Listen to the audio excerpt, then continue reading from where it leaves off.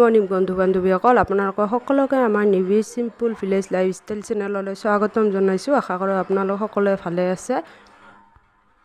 ৰাতিপুৱাই ধনে উঠি পঢ়া শুনা নাই, আছে টিভি চাই। যে ল'ৰা ছোৱালীবিলাকে অলপ পঢ়িবই নিবিচাৰে, আৰু আমাৰ এনেকুৱাই হয়, পৰীক্ষাৰ পিছত একেবাৰে পঢ়িব নিবিচাৰে।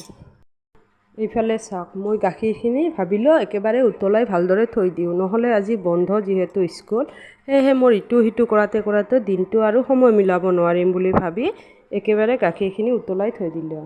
আৰু এইফালে ধনে কৈ আছে ভোক লাগিছে বুলি। 11টা বাজিছে নি, ভোকটো লাগিবই, ৰাতিপুৱাৰ পৰা একো খোৱাই নাই।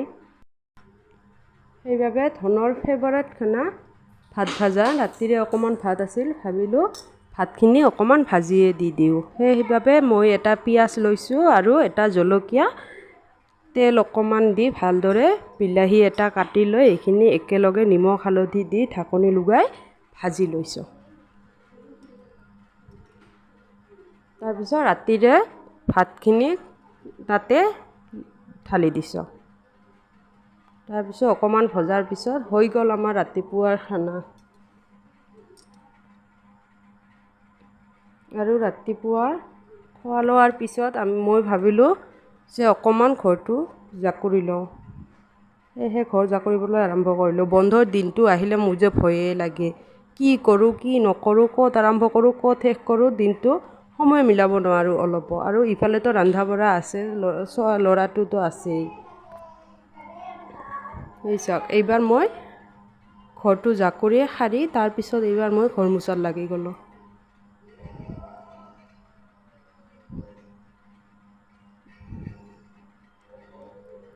এইডাল যে ঘৰ মোচা মই বাঁহৰে বনাই লৈছিলোঁ, ইমান ধুনীয়া লাগে নহয় মুচি, আপোনালোকে বনাই চাবচোন, ইমান ধুনীয়া লাগে।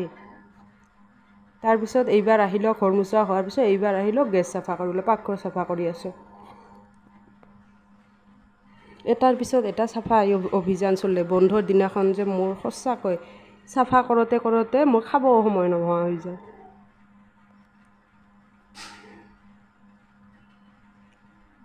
এইবাৰ ইফালে কৰি আছোঁ বেচিন চাফা। বেচিনটো যে ইমান লেতেৰা হয়, যিহেতু আমাৰ পানীৰ ব্যৱস্থা নাই ভিতৰত, সেইকাৰণে হয়তো, নে আপোনালোকৰো হয় জনাবচোন।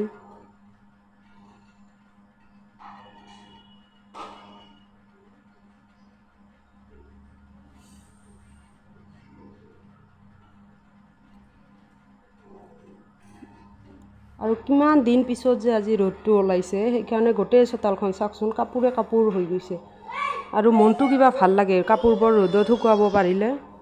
তাৰপিছত কাপোৰৰ এইখিনি ভিডিঅ' বনাওঁতে চালোঁ ফুলডাল যে ইমান ধুনীয়াকৈ ফুটিছে আজি। চাওকচোন কিমান ধুনীয়া হৈছে ফুলডাল চাওক। আৰু তলত এই এডাল গোলাপৰ এটা সৰু এটা ঠানি ওলাইছিলে, তাৰে পৰা এই 3টা ফুল ফুটিছে। আৰু এটা দেখুওৱা নহ'ল, 2টাহে দেখুৱালোঁ। এই চাওক, এডাল গছতে বগা, তাৰপিছত অলপমান হালধি গুলপীয়া ৰঙৰ হয়, তাৰপিছত ৰঙা হয়। চাওক ইমান ধুনীয়া লাগে ফুলডাল চাওক।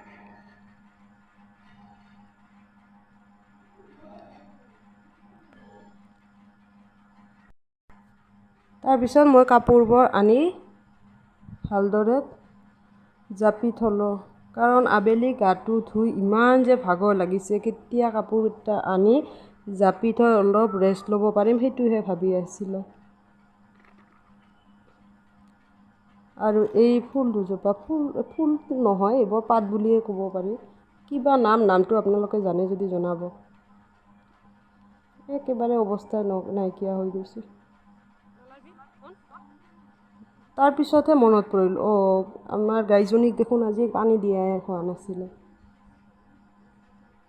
সেইকাৰণে ধন আৰু মই গ'লোঁ এইবাৰ গৰুৰ কাৰণে পানী লৈ।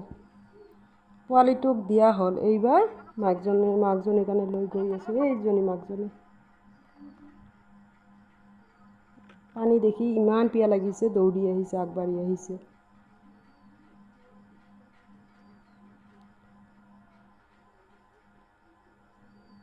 আপোনালোকৰ যদি আমাৰ এই ভিডিঅ'বোৰ চাই ভাল লাগে, আমাৰ চেনেলটো ছাবস্ক্ৰাইব কৰি দিব প্লিজ আৰু লাইক শ্বেয়াৰ কমেণ্ট কৰিবলৈ নাপাহৰিব থেংক ইউ